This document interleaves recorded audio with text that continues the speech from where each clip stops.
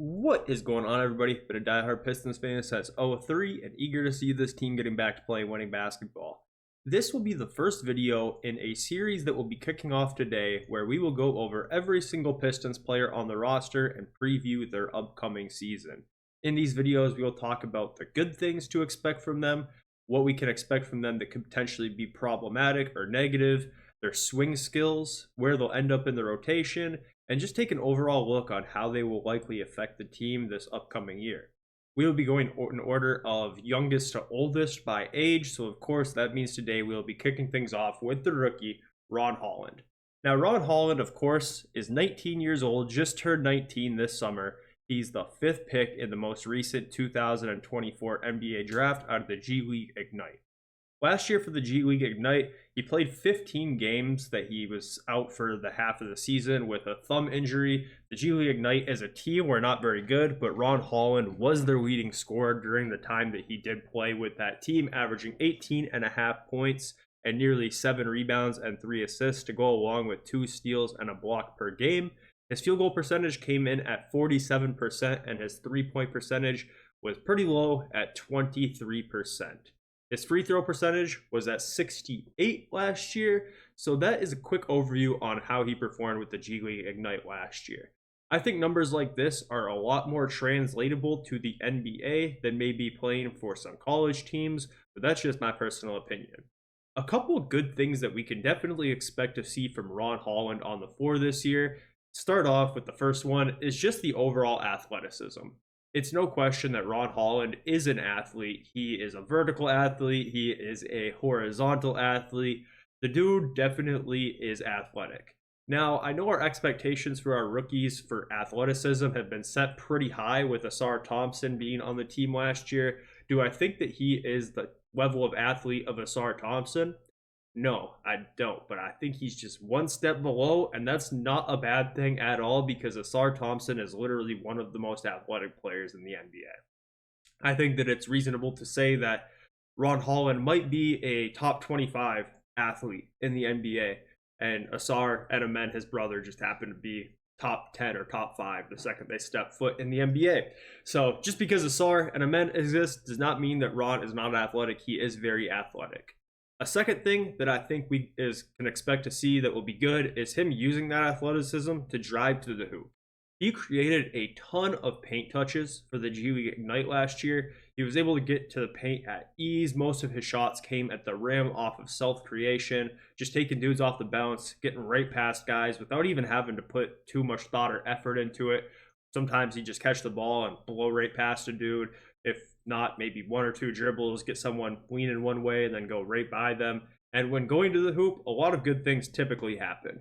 He jumps off 2 most of the time. He can get to the hoop and jump off 2, rise over people, dunk on people. He's crafty enough to have other kind of layup packages in the mix there, and he definitely draws a lot of fouls. It's really hard to look at his 3 attempts a game last year in the G League Ignite and be impressed, but you do have to remember, in the G League, they only shoot 1 free throw that counts for 2 points or something goofy like that nowadays. So what I do know is that when you're looking at a prospect coming on the Ignite, you don't want to look at their raw free throw numbers and judge and evaluate that the same way that you would judge and evaluate a college player or an NBA player, because there's weird rules regarding their free throws.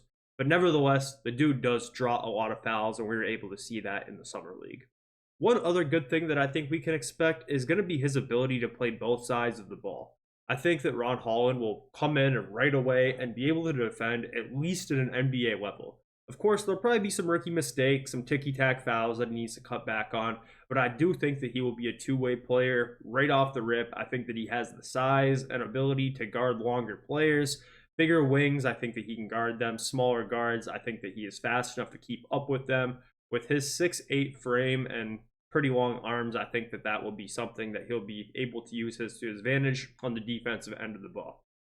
Now, one thing that I definitely don't expect to be happening this year and could potentially be listed as a bad thing, I would argue that it's more just a product of his age, is his consistency.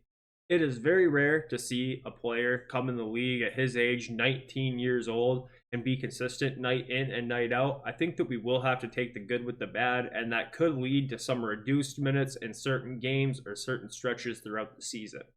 I think that it's pretty obvious that his swing skill is going to be his shooting. Of course, 23% from three last year is not good whatsoever, but he does have the willingness to shoot the ball. When we saw him in the summer league, he was not scared to shoot the three. He was not scared to take jump shots.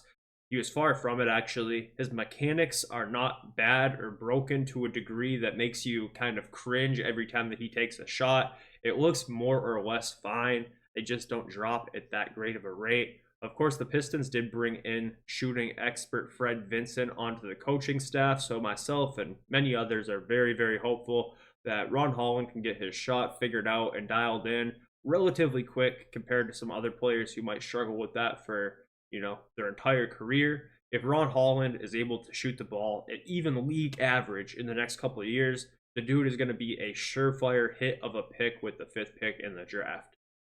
That's just the biggest swing, though. You can't look at a guy who's shooting 24% from three a previous year at the G League night and less than 70% from the free throw line and just assume that that will be a surefire thing. That's 100% his swing skill as his shot. Thankfully, I do think the mechanics are there to make it work.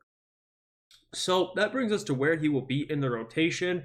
And this is a really tough question. This is going to be an easy question to answer for some of the other videos going forward. But for Ron Holland specifically, this is a very difficult question. I think that Ron Holland will start off the year playing approximately 10 to 15 minutes per night. But I think this could potentially be the most variance of any player on the roster. When we get to these videos and we're talking about Jalen Duren, it will be very easy to guess where his spot will be in the rotation. With Ron Holland, it's really, really difficult to guess. He might not even be in the rotation on opening night to the point where he's getting regular minutes off the bench or whatever it might be on a consistent basis in every game. But he also might be playing 25 minutes a night right off rip. I really have no idea, so I'm going to go right in the middle and just guess that he would be playing 10 to 15 minutes off of the bench at the small forward spot to start off the year, with potential for that number to go way up or potential for that number to be maybe not even that high and some DNPs throughout the year. It's not very common or very often that you see 5th overall picks getting no opportunities throughout a year. But all things considered, with the Pistons, where they were last year, the amount of other young talent on the team, the way that this draft class was kind of looked at as a weaker draft class to begin with, I think it is the perfect storm for Ron Holland to potentially get less minutes than what you would typically expect for a guy who's drafted onto a team with the 5th pick that won 14 games last year.